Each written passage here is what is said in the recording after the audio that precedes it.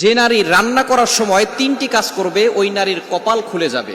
আল্লাহ পাক রব্বুল আলামিন ওই নারীকে সম্পদশালী বানিয়ে দিবেন। আল্লাহ পাক রব্বুল আলামিন ওই নারীর ঘরে বরকত নাজিল করবেন। ওই নারীর ঘরে আল্লাহ পাক রব্বুল আলামিন রহমত নাজিল করবেন।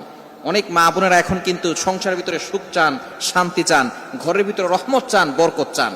বিশেষ করে যে সমস্ত নারীরা সংসারে বরকত চান তারা কিন্তু অবশ্যই এই তিনটি কাজ করবেন। দেখবেন আপনার ঘরের ভিতরে শান্তি আসবে এবং আপনার রান্না সুস্বাদু হবে এবং আপনার রান্না যারা খাবে তারাই আপনার প্রশংসা করবে।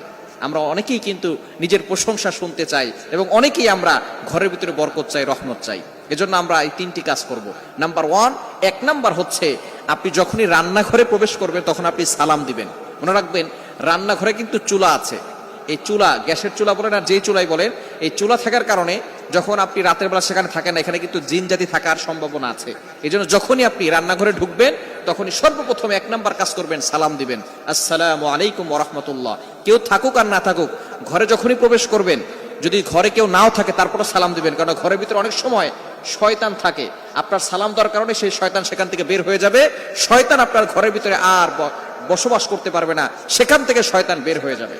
আল্লাহ পাক রব্বুল আলামিন নিজে বলে দিয়েছেন, কোরআন খুলেন, আল্লাহ পাক রব্বুল আলামিন বলছেন 18 নম্বর পারা 17 নম্বর পৃষ্ঠার 13, 14, 15 নম্বর লাইন, সূরাতুন নূরের 61 61 নম্বর আয়াতে রব্বুল আলামিন বলেন, ফাইদা দাখালতুম বুয়ুতান ফাসাল্লিমু আলা আনফুসিকুম তাহিয়াতাম মিন ইনদিল্লাহি মুবারাকাতান তাইয়্যিবা। যেই ঘরে ঢোকার সময় কোনো ব্যক্তি যদি সালাম দেয়, আল্লাহ পাক রব্বুল আলামিন ওই ঘরের ভিতরে বরকত নাজিল করেন। আল্লাহ পাক রব্বুল আলামিন পবিত্র রিজিক সেখানে দান করেন। এজন্য এক নম্বরে নারীরা, মা বোনরা যারা রান্নাঘরে যাবেন সর্বপ্রথম সালাম দেওয়ার দরকার আছে না নাই? মা বোনদেরকে এটা শিখিয়ে দিবেন। আপনারা বাসায় গিয়ে মেসেজ পৌঁছে দিবেন, মা বোনরা যারা আছে এক নম্বরে তারা রান্নাঘরে ঢোকার সময় সালাম দিবে। নাম্বার 2, দ্বিতীয় নাম্বার হচ্ছে প্রতিটি কাজের শুরুতে বিসমিল্লাহ পড়বে। বিসমিল্লাহ পড়লে ওই কাজের ভিতরে আল্লাহ পাক রব্বুল আলামিন নিজে বরকত দিয়ে দেন। বিসমিল্লাহ পড়লে কোনো রান্না করলে ওই রান্নার ভিতরে আল্লাহ তাআলা স্বাদ বাড়িয়ে দেন, ওই রান্নার ভিতরে আল্লাহ তাআলা রহমত দেন, ওই রান্নার ভিতরে আল্লাহ তাআলা বরকত দান করেন।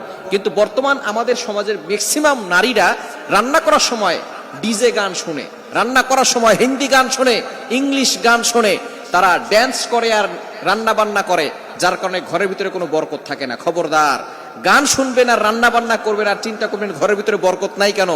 আপনি যদি বরকত পেতে চান, প্রত্যেকটা কাজের শুরুতে আপনি বিসমিল্লাহ পড়বেন। আপনি চাউল নিচ্ছেন, পড়েন বিসমিল্লাহির রহমানির রহিম। চাউল ধৌত করতেছেন, বলেন বিসমিল্লাহির রহমানির রহিম।